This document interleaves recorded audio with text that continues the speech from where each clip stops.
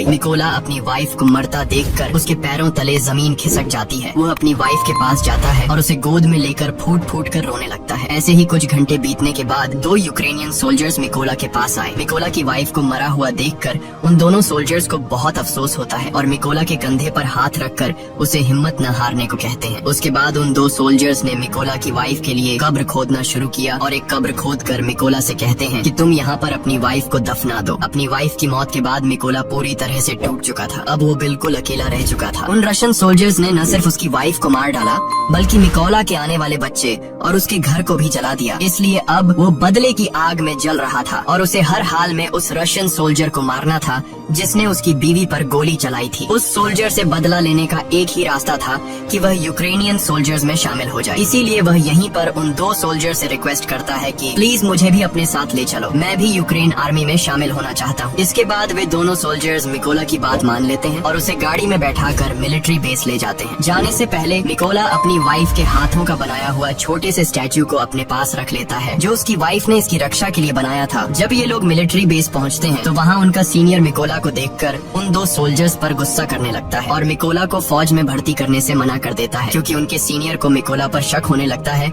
कि कहीं मिकोला कोई जासूस न हो। जब सीनियर ने उन 2 सोल्जर्स से अच्छी तरह मिकोला के बारे में जानकारी हासिल की और मिकोला ने भी उसे पूरी